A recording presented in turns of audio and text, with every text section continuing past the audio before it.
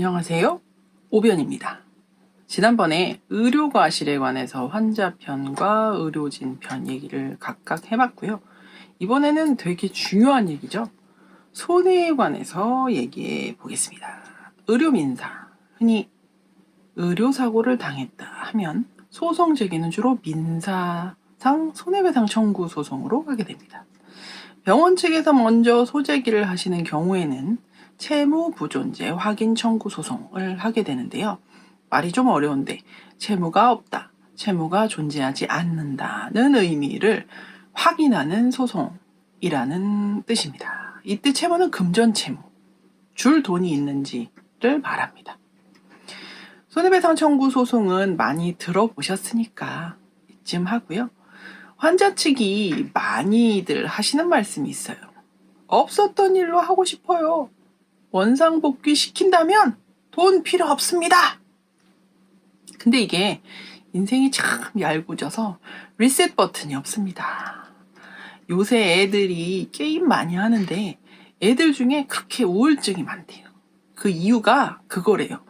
리셋이 게임 안에서만 가능하고 인생에서 없다는 걸 깨닫게 돼서요. 참 슬프죠. 어쨌든 없었던 일로 한다는 게 거의 불가능에 가깝습니다. 더군다나 의료 분쟁 하에서 그걸 없었던 일로 하고 덮는다? 그건 양쪽이 진짜 둘 다 엄청난 인고를 겪은 후에나 가능할까 말까 한 얘기입니다. 자, 손해에 관해서 환자 측에서 생각하셔야 할 것들입니다. 첫째, 주장은 사실은 자료로 입증하는 겁니다. 배상액 산정은 케바케입니다. 법적으로 손해는 자료로 입증된 범위까지만 배상 책임이 인정됩니다. 소송은 이게 엄격하고요. 조정은 나름 조금 느슨하고요. 개인적으로 합의하시는 경우라면 더 느슨할 수도 있겠지만 그런 경우 감정적인 부분이 개입돼서 더 민감한 상황이 될 수 있으니까 말 그대로 케바케입니다.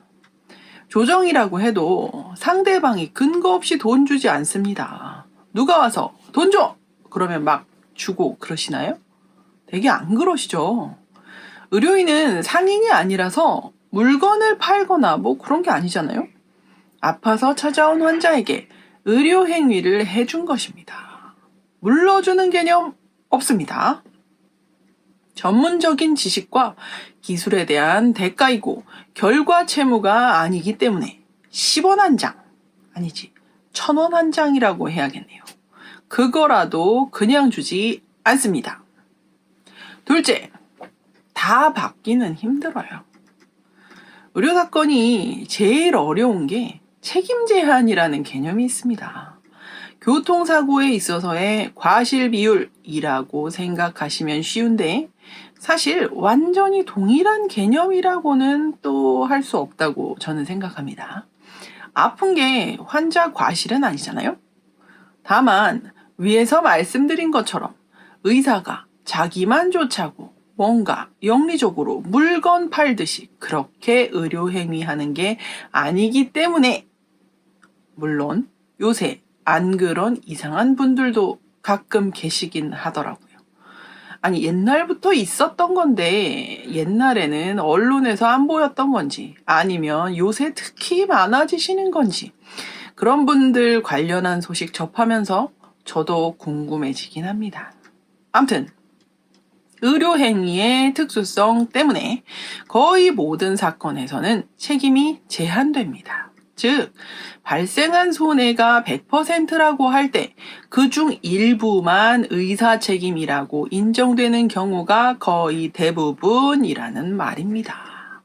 그 비율은 사건마다 다르지만 책임 제한을 하지 않는 사건은 과거에는 거의 없었고요.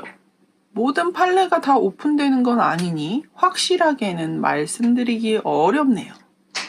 요새는 가끔 책임 제한 안 하는 판례도 나옵니다.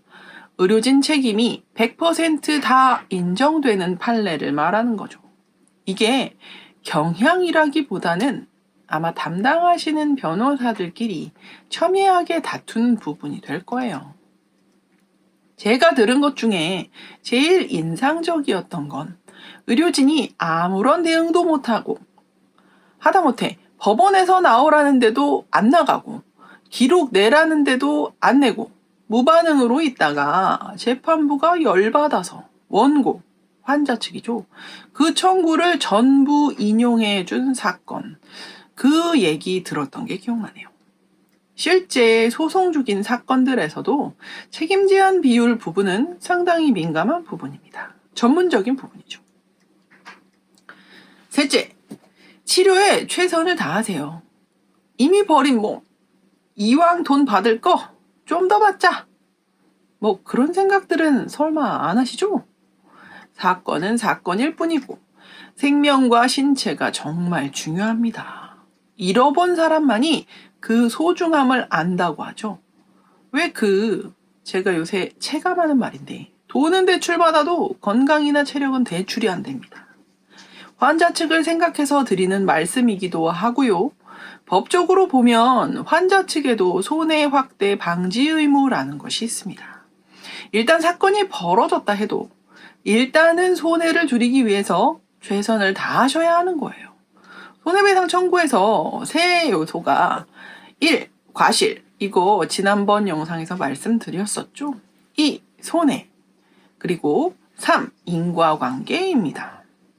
인과관계에 관해서는 나중에 말씀드릴 거예요. 즉 무슨 얘기냐면 손해라고 다 상대방이 책임지는 게 아니라 공방을 통해 공격과 방어를 공방이라고 합니다. 공방을 통해 인과관계가 인정되는 범위 내에서만 손해배상 책임이 인정됩니다. 인과관계 없다고 판단되면 손해배상 못 받아요.